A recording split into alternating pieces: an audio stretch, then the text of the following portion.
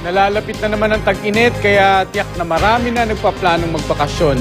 Payo ng ilang eksperto, mas mabuting mag-research at magplano ng maaga para makatipid sa inyong summer getaway. Makibalita tayo kay Joy Segi. Makukulay na festival, masasarap na pagkain, at nagagandahang lugar.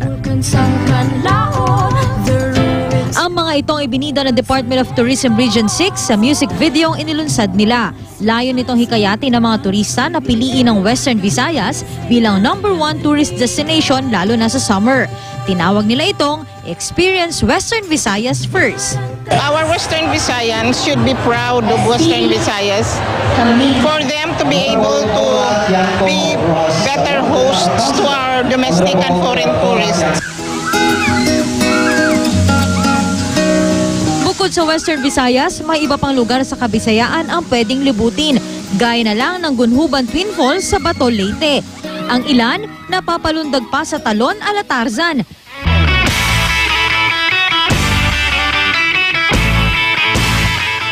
Kung gugutumin naman, fresh seafood sambayan ang pwedeng pagsaluhan.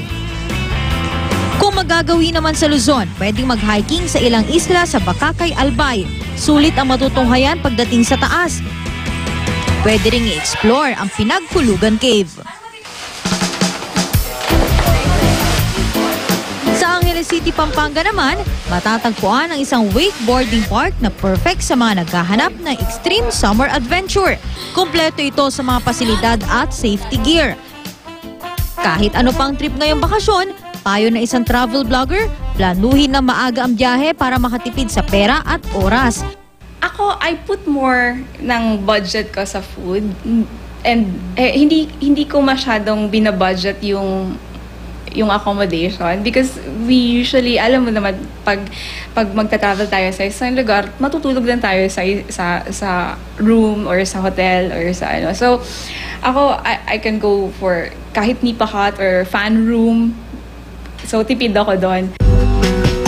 Mainam ding magbasa-basa ng travel blogs para magka-ideya kung ano ang magagandang lugar na pwedeng pasyalan. Isa pa sa mga dapat tandaan, ang maayos na pag-iempake. Para makatipid sa espasyo ng bag, pwedeng isingit sa mga sapatos ang mga medyas at underwear, pero ilagay muna mga ito sa plastic bag. Ang mga t-shirt, irolyo. Ang mga belt, imbes na nakarolyo, pwedeng ilagay sa palibot ng maleta. Ilagay naman ang mga polo at long sleeves sa pinakaibabaw. Ang hardcover kasi ng maleta ang magsisilbing proteksyon nito laban sa lukot at gusot. Joy Segi, Nagbabalita, Pilipinas.